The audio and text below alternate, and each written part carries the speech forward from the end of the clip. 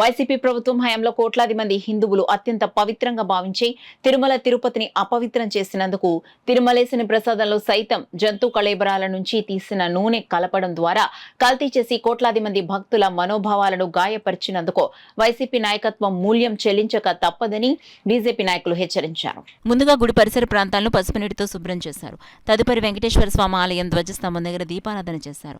గుడి సమీపంలో చేసిన నిరసన కార్యక్రమంలో వైఎస్ఆర్ పాలనలో తిరుమలలో కల్తీ సిగ్గు వైఎస్ఆర్ పాలనలో తిరుమలలో జరిగిన దోపిడీపై విచారణ చేయాలి, వైఎస్ఆర్ పాలనలో దేవాలయాల మీద దాడుల్లో దోషులను శిక్షించాలి, తిరుమల పవిత్రతను కాపాడాలి, తిరుమలలో అపచారం చేసిన వారిని గుర్తించి అరెస్టు చేయాలి వంటి నినాదాలు పెద్ద ఎత్తున చేశారు. గత ప్రభుత్వ హయాంలో జరిగిన తిరుమలేశని ప్రసాదం కల్తీకి నిరసనగా స్థానిక గాంధీనగర్ వెంకటేశ్వర స్వామి ఆలయం వద్ద భారతీయ జనతా పార్టీ మాజీ కార్పొరేటర్ గోడి సత్యవతి, గోడి వెంకట్ల ఆధ్వర్యంలో నల్ల బ్యాడ్జీలు ధరించి నిరసన వ్యక్తం చేశారు.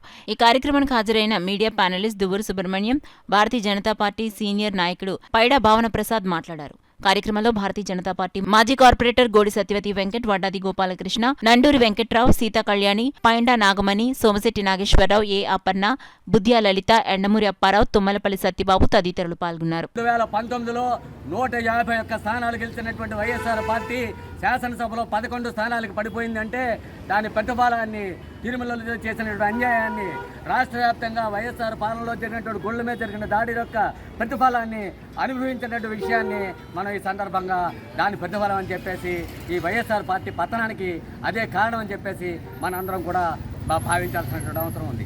అంతేకాదు భవిష్యత్తులో ఇప్పుడు మా మిత్రులు చెప్పారు, భావన ప్రసాద్ గారు చెప్పారు, తిరుమలలో ఏ ఒక్కరూ తిరుమలకి అన్యాయం చేసినప్పటికీ కూడా దాని ప్రతిఫలాన్ని అనుభవించినటువంటి అనేక మంది నాయకుల్ని మనం గత చరిత్రలో చూసాం.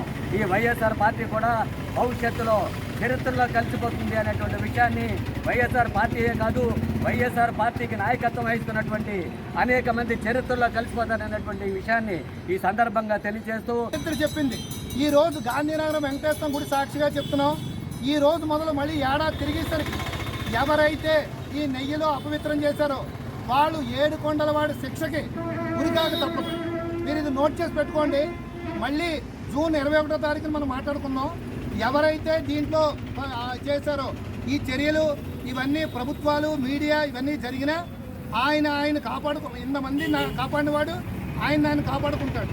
కాబట్టి భవిష్యత్తులోనైనా ప్రతి గుడికి గాంధీనగరం వెంకటేశ్వర గుడి మొదలు తిరుపతిలో ఉన్న వెంకటేశ్వర గుడి దాకా ప్రతి గుడిలో వేసే బోర్డు మెంబర్లు రాజకీయ పునరాసం కాకుండా వాళ్ళకు ఒక ధార్మికమైన చరిత్ర చూసి నియమించి మన హిందూ ధర్మాన్ని, మన భక్తుల్ని, మన విలువల్ని కాపాడవలసిందిగా రాష్ట్ర ముఖ్యమంత్రి చంద్రబాబు నాయుడు గారిని కోరుకుంటున్నాం. కుళ్ళిపోయినటువంటి పశువుల కొవ్వు పదార్థాన్ని ప్రసాదంలో కలుపుతారా?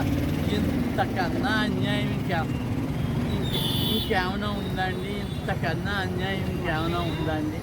ఏంటి దేవుడితో ఆటలాడుకోవటమా? అంటే ఆయనకి హిందువులు ఓట్లు కావాలి కానీ హిందూ మతం అవసరం లేదా ఆ జగన్ గారికి?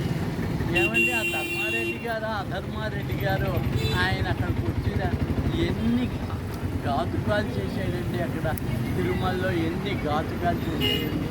ఆ ఘాతుకాలకి చాలినట్టుగా ఆఖరికి లడ్డూ ప్రసాదం కూడా వాళ్ళకి అతీతమైపోయింది. జరిగిందని తెలియగానే ప్రజలందరూ కూడా చాలా అవమానం జరిగింది, బాధపడుతున్నారు. ఆ విషయం మీద ఈరోజు గాంధీనగర్ 41 డివిజన్లో వెంకటేశ్వర గుడి దగ్గర నిరసన కార్యక్రమాన్ని ఏర్పాటు చేయడం జరిగింది. ఈ యొక్క కార్యక్రమంలో మా బీజేపీ సీనియర్ పెద్దలు భావన గారు, అలాగే మన దువ్వూరు సుబ్రహ్మణ్యం గారు పాల్గొన్నారు. ఇందులో పసుపు నీళ్లు చల్లి అందరూ శుద్ధి చేసుకోవడం జరిగింది. అలాగే వెంకటేశ్వర గుడిలో దేవుణ్ణి వెంకటేశ్వరం ఏర్పాటు చేసి వ్యాపారం చేసే కార్యక్రమాన్ని కూడా మా మహిళలు ఏర్పాటు చేయడం జరిగింది. ఈ యొక్క కార్యక్రమం చాలా హిందూ ప్రజలందరికీ కూడా అవమానం కనుక అందరూ కూడా దీని మీద ఒకసారి దృష్టి పెట్టి ఏదైతే దోషులు ఎవరైతే ఉన్నారో వాళ్ళని కఠినంగా శిక్షించే కార్యక్రమాన్ని ఈ ప్రభుత్వం వెంటనే నిర్ణయాలు తీసుకోవాలని చెప్పేసి ఈ సభాముఖంగా తెలియజేస్తుంది.